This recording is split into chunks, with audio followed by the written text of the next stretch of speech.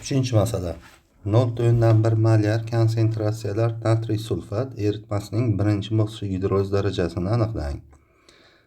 H2 kislotaning dissotsiyatsiya konstantalari, demak, birinchi dissotsiyalanishi 10 darajasi minus 7 ekan, ikkinchisi 10 darajasi minus 13 ekan. Demak, bildiriza 5 ning qiymatini berib qo'ying.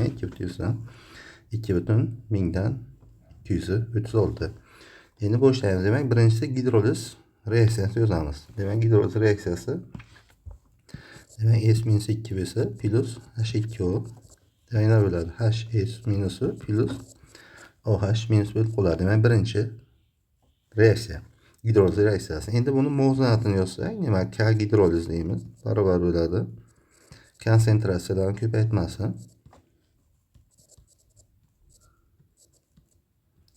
bo'lingan. Demak, bu konsentratsiya S-2. Endi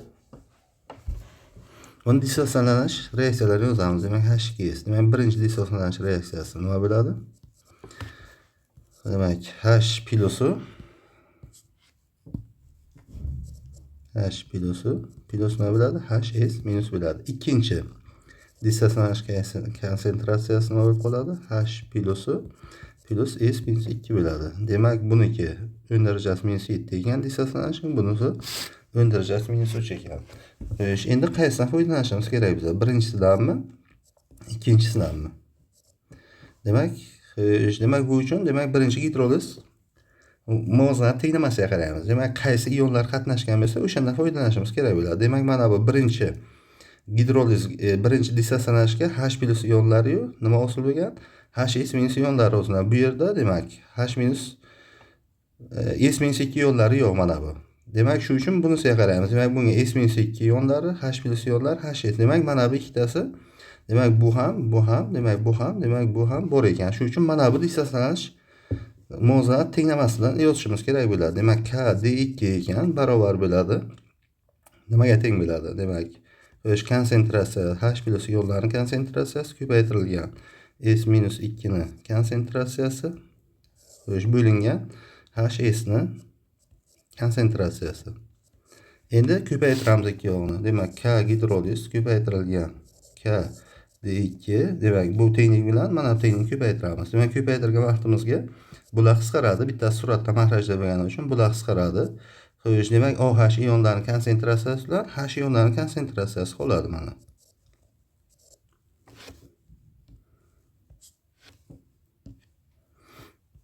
H plus ionlarining konsentratsiyasi. Endi bu qiymat bizga ma'lum, 10 darajasi minus 14. Demak, va mana bu qiymat ham bor. Endi nima qilamiz? Gidroliz konstantasi hisoblaymiz endi. Barobar. Demak, 10 darajasi necha bo'ladi bu? 10 darajasi minus 13 bo'ladi. Bu ham barobar bo'ladi 10 darajasi minus 14. Demak, K gidroliz teng bo'ladi 0,1 ga teng ekan. Demak, buni bunga bo'lamiz-da. Endi reaksiya tenglamasini qaytadan yozib olamiz. S minus 2, demak, plus nima deymiz? H2O. Nima hosil bo'ladi? HS ionlari plus OH minus ionlari hosil bo'ladi. Demak, X moli parchalangan bo'lsin, dissotsiyalangan bo'lsin buni, gidrolizga uchragan bo'lsin. Demak, qanchasi qoladi? 0,1 minus 2 qoladi. Endi buni gidrolizni tenglamasini yozamiz. Demak, gidrolizni demak 0,1 barobar bo'ladi nimaga? X ko'paytirilgan X bo'lingan nima bo'ladi?